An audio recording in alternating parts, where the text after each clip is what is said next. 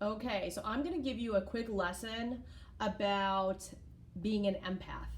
And many of you have been really, cooped up in the house for the last few months and maybe feeling anxiety or stress when you leave the house.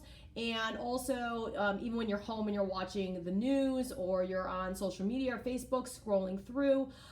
If you're an empath, and most people obviously can feel energy from other people, but if you're empathic and you're really empathic, it's because you are very tuned in spiritually. So if you look at this poster that's hanging in our store, you've got your 3 upper chakras, which are your throat chakra, your third eye chakra, and your crown chakra, which are all up here, right? Then below, you have your physical chakras, which are your solar plexus, your sacral chakra, and your root chakra. And these are all, I want to call earthbound physical chakras. Your heart chakra is right in the middle, is the gateway and links the upper 3 spiritual chakras to the lower 3 physical chakras. So if you're empathic and you're feeling and you're very intuitive and you're very spiritual, you will tend to feel very heady. You may carry a lot of your stress up in the upper half of your body. And you may absorb a lot of energy from other people. It could be good, bad, toxic, whatever it is. So the world right now is in a really wacky place. And so whenever you get onto the news or you're on Facebook or you're just leaving the house, you're absorbing that energy. Everybody is, but those of you who are much more spiritually connected and empathic are going to feel it a lot more. And it causes anxiety, it causes stress, it causes discomfort, it can cause confusion, and can get you really out of whack in your lower physical chakras, right? Dealing with living on the earth, dealing with being in your physical form, right? You don't even realize that consciously. You're like, I just don't even want to be around here. I want to stay up in my la la land, and I don't want to deal with what's going on in the world, right? So that means that your lower chakras, right? These lower chakras, especially your root chakra, are out of whack. Okay? So what does that mean?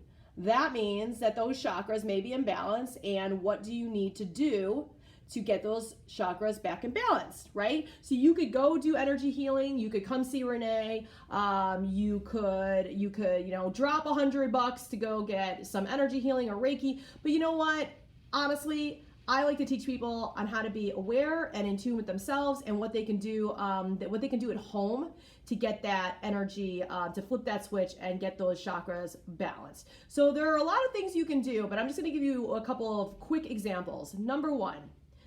Turn off social media, okay? Limit your time in social media, because if you're not on social media, the energy that's coming through from other people and all the toxic arguing and everything that's going on social media is not going to come through your phone and affect you. So you know what? If social media is triggering you, get off social media, right? Limit your time. Create a healthier habit. Don't get on it the first time as soon as you wake up in the morning. Don't be grabbing your phone in the middle of the night when you can't sleep, because not even just the social media, but your phone itself, the rays and the light from the phone actually tell your brain to wake up. So then you can have a harder time going back to sleep. If you are watching the news, don't watch the news. That's what I do. I just watch the news when I need to get updated information, and that's it. I don't sit there and I don't become addicted to seeing all the crazy stuff that's going on out there, because half the time you don't even know if you're getting the right information from the news anyway. So stop watching the news. As far as like leaving your house, I had a client come in today, and she was talking to me about how she uses energy healing in her own life. She's Reiki certified and she uses it to get herself balanced, but she has a really hard time leaving the house and she's having a lot of anxiety, which what really fueled me to make this video today.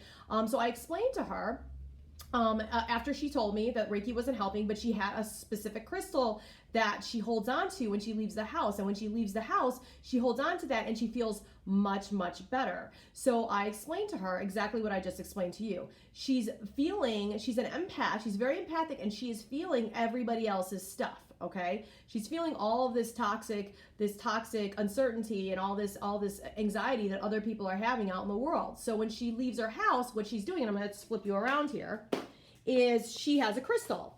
I don't have the crystal that she has. She has a tiger's eye, a red tiger's eye. I have a regular tiger's eye, but basically where you're seeing here on this table, this specific section is all grounding. These are all grounding stones. So basically, in your root, sacral, or solar plexus chakra, you can carry these around, you can hold them.